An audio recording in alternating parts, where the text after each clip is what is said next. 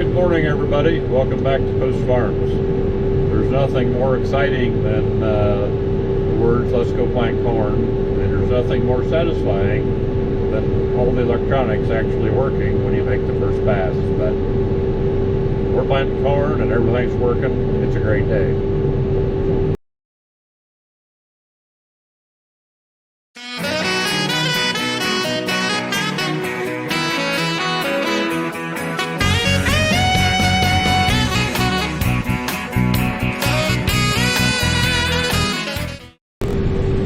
Welcome back to our channel. Like I said, we're planting corn.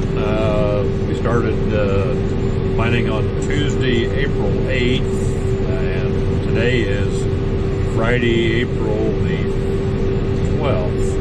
So we've had a really good week and moving along just fine. Haven't really taken a chance to pick the camera up until today, so here we are. Planting is just almost near perfect conditions. I don't think I've ever planted in April when things planted this nice. The ground's working wonderful.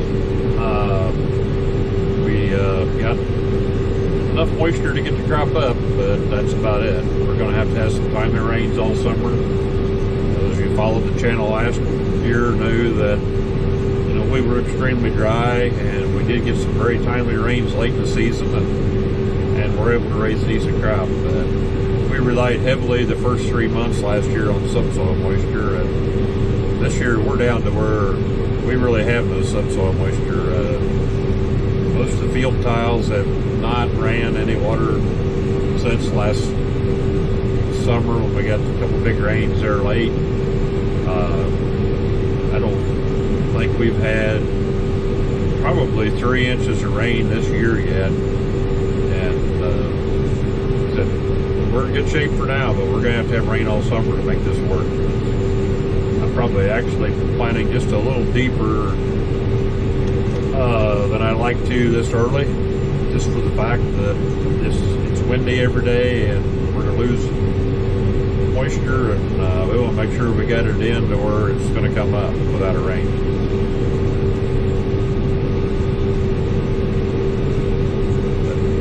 We got started Tuesday, and actually everything ran pretty well. That first day with the planter, you never know what's going to happen. A lot of electronics, monitors,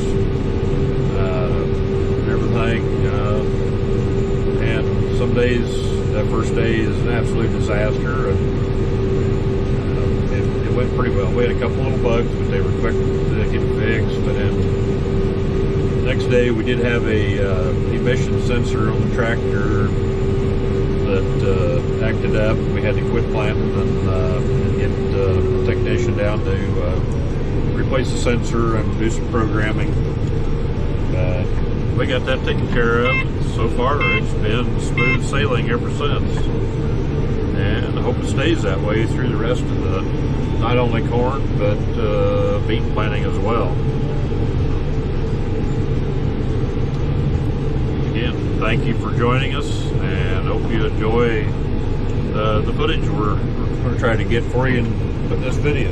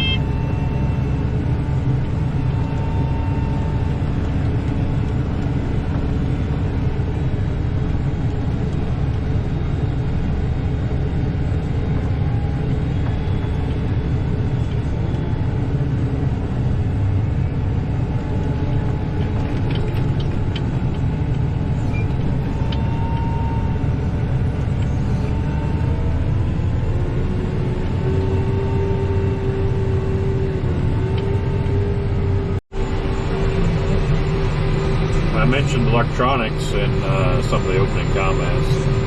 I'll show you some of the electronics. I don't know, it may not show up well. Some of these screens do not show up in videos very well, but there's our one of our pieces of electronics in here. That's an actuator integra that's monitoring our planer functions and running our row clutches that shut off to help prevent any overlap on the ends, and basically it just tells us that the planer is functioning properly, and helps us keep an eye on seed levels and stuff like that. And then the other main piece of electronics in here is this FM 750, and what it's doing is it's actually steering the tractor. You can see, I don't know if you can see the red line, that is my guidance line for this pass. The green triangle is simulating the tractor planer, and the yellow is the coverage behind the planer. So if it turns yellow, it's been planted. Not sure if it's going to show up in the video or not, but hopefully it does. And then pretty basic here, but this is the controls for the planer. Allows us to run the right or left marker and fold the planer up, unfold it, stuff like that. Pretty simple.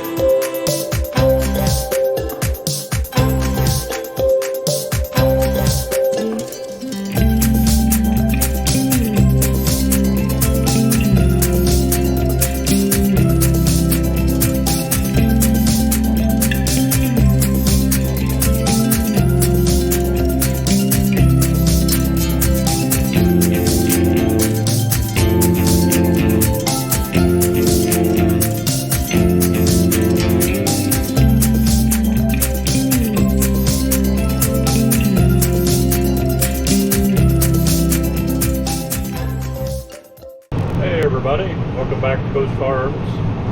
I guess got to thinking, I don't think I've shot any footage from in here in the field cultivator tractor yet this year. I run it a few days early this spring, and first day or so they're a little bit planting corn, but my wife's pretty much been running it ever since. I haven't been back in here to even give you any footage, but I'm running in here just a little bit this afternoon, working a little odd-shaped field, getting ready to plant our last few patches of corn for 2024. We're ready. So finally a nice beautiful day, and it wasn't even windy a while ago, so I got just a little bit of drone video even. It's been so windy every day that it hasn't been really fit to even think about flying the drone. It's a little windy today, but we made it. We didn't crash, burn, or anything. I haven't even got you really any outside shots with this camera because it's just been so dusty that you can't see anything. So been kind of limited on the footage we got this spring, but the weather's been great. Things been working wonderful, and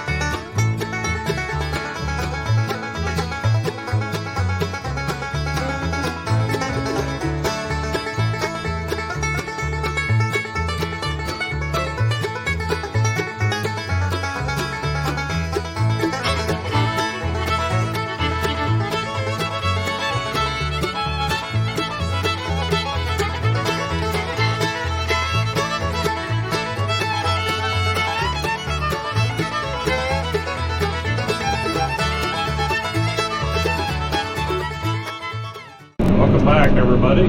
It's Sunday, April 14th, and believe it or not, corn planting here in west central Illinois for us is pretty much winding down. We're just starting to work some ground here today for our last two little fields of corn. Probably plant tomorrow. We finished up farm on planting a while ago. We're just going to try to get this ground worked down a little bit, and we'll bring some more corn up with us in the morning and probably finish up.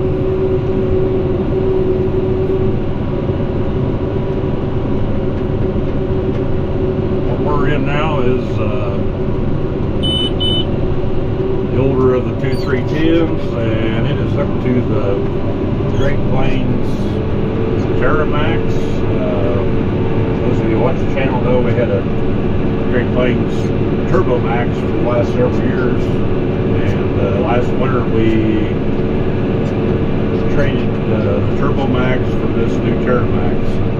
So far, really impressed. Of course, the ground's been working really nice, but it's just really all the pieces, the double baskets are making a really nice seat bed. What I planted 70 acres behind it yesterday, and it just planted wonderful. What we're working now has got quite a bit of winter annuals in it, so it would not go through the fuel cultivator very well. So we're running this, and it's looking pretty good. I'll show you some footage of it here in a minute. We get turned around. I'd like to get you some drone video. The wind blows every day. I've never seen it this windy every day.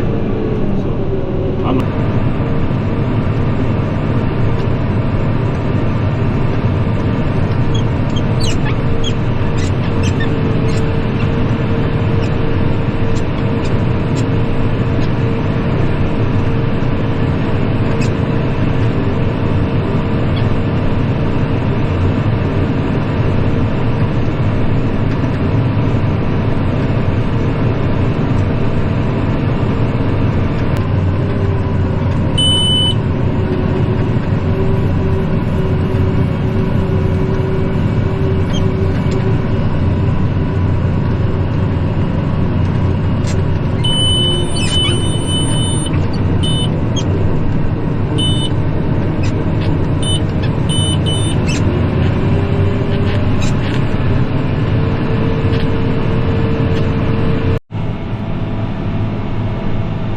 no, we're not destroying our lavender crop. It's just a winter annual weed called the henbit that gets that nice purple bloom in it, and looks real pretty, but it's a real pain in the butt because it's nothing but a weed, and it's hard to get rid of.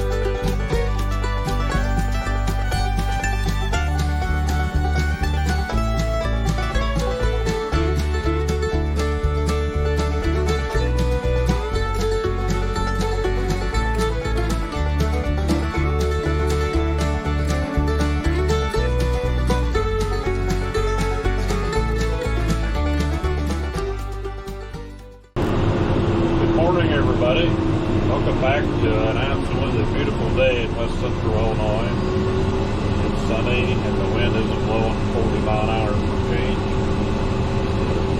It's really nice, and it's really nice because we are out of corn. Sorry for the interruption.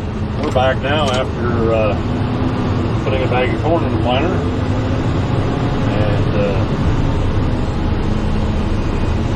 We had to do that because we're down to the last few acres of corn planting for 2024. We're trying to get the planter the same as empty when we get done, not have any excess corn in it.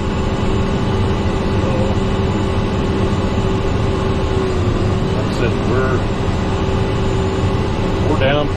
very end finally, for the first time, and hopefully the last time, because we've done our part. We've got our nutrients down. We've got our ground worked. Come back in and do some herbicide applications to take care of the weeds. We basically have done about everything we can do. Now it's pretty much up to Mother Nature and the good Lord to determine whether it's going to be feast or famine come fall. We'll talk just a little bit about the corn we're planting. And they asked what kind of corn we plant and why. So we plant predominantly DeKalb because it's been a consistently good yielder for us for many years. And we plant what we call a double pro hybrid. It has two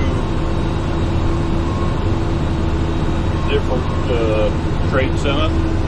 One is a herbicide tolerance trait that allows us to use some chemistry in our herbicides that is a benefit for us.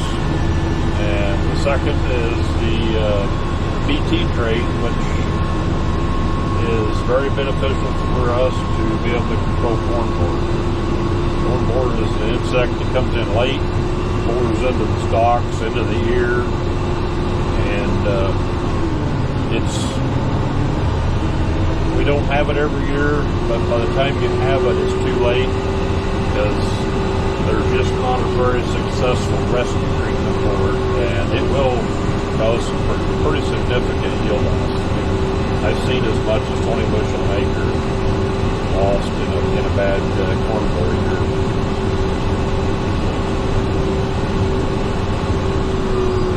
So we plant the double pro. Like I said, we feel we get benefit out of the herbicide trait as well as the BT trait.